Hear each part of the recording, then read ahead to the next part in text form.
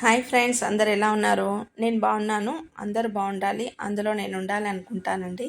ఈరోజు మనం brinjal stuffing masala prepare చేస్తున్నామండి.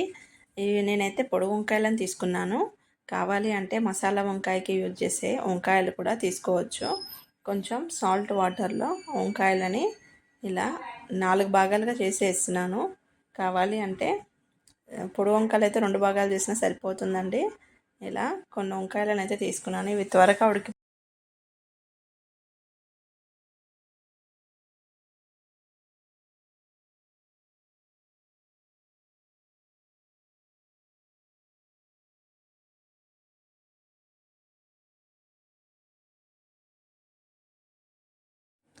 హాయ్ ఫ్రెండ్స్, ఈరోజు మనం బ్రింజాల్ స్టఫింగ్ మసాలా చేస్తున్నామండి.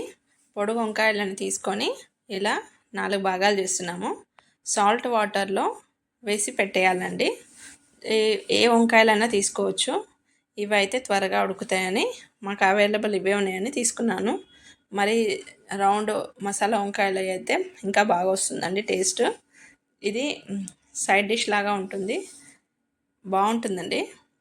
ఇప్పుడు శనగపప్పు, మినప్పప్పు, పెసరపప్పు ఈ పప్పులని రోస్ట్ చేసుకుంటున్నామండి సిమ్లో పెట్టేసి.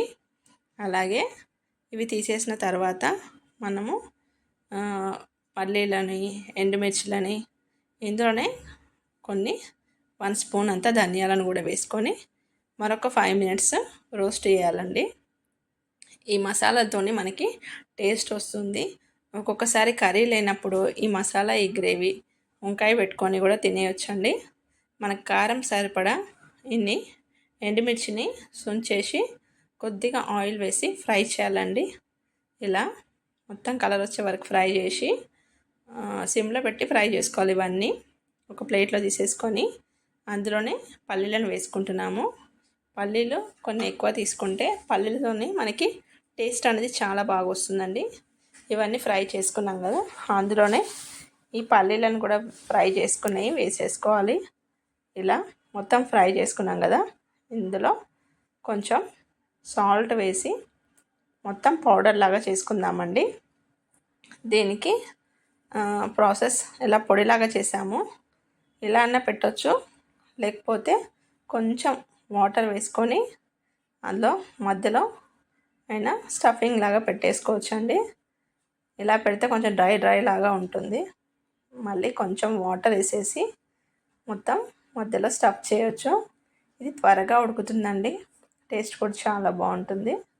నేను కడాయిలో కొంచెం ఆయిల్ వేసి ఇవి ఫ్రై చేసుకుంటే చాలా టేస్ట్ సూపర్ అయితే ఉంటుందండి. ఇలా మొత్తం స్టఫింగ్ అన్ని బ్రింజాల్స్లో పెట్టేసుకొని ఆయిల్లో ఫ్రై చేసుకోవాలండి. మొత్తం అయితే స్టఫింగ్ అయితే పెట్టేసాము. ఇలా కొద్దిగా ఆయిల్ వేసుకొని కొంచెం కరివేపాకు వేసుకొని ఈ బ్రింజాల్ని వేసేసుకోవాలండి. అన్ని బ్రింజాల్స్ని, వంకాయలని వేసేసుకొని ఒక 5 మినిట్స్ ఉంచితే సరిపోతుందండి. త్వరగా ఉడికిపోతాయి. టేస్ట్ కూడా చాలా బాగా వచ్చిందండి. మిగిలిపోయిన మసాలా పౌడర్ ఉంటుంది అండి, అది కూడా ఈ మొత్తం ఫ్రై అయినాక దానిపైన వేసేసి అది కొంచెం కలుపుకోవడానికి గ్రేవీ టైప్ వస్తుందండి మనకి. ఇది ఒక 5 మినిట్స్ తర్వాత మనం మిక్సీ పట్టిన పౌడర్ని కూడా వేసుకోవాలి. మనకి తింటున్నప్పుడు పల్లీల ఫ్లేవర్, మసాలా ఫ్లేవర్ చాలా బాగుంటుందండి. ధనియాలు కూడా వేసాం కదా, డైజెషన్కి కూడా చాలా బాగుంటుందండి. ఇలా మొత్తం పౌడర్ని కూడా వేసేసి ఒక 5 మినిట్స్ అలాగే ఉంచేసి తర్వాత ఒక 5 మినిట్స్ తర్వాత కొత్తిమీర వేసేసి మనం ప్లేట్లో తీసుకొని సర్వ్ చేద్దామండి. ఎంతో tasty brinjal masala, stuffed masala brinjal అయితే ప్రిపేర్ అయింది ఫ్రెండ్స్. చాలా బాగా సెట్ అయిందండి. మీరు కూడా ఒకసారి ట్రై చేయండి. ఎలా వచ్చిందో కామెంట్లో చెప్పండి ఫ్రెండ్స్. యమ్మీగా ఉందండి. వీడియో నచ్చితే లైక్ చేయండి, షేర్ చేయండి, సబ్స్క్రైబ్ చేయండి. Thanks for watching. బాయ్.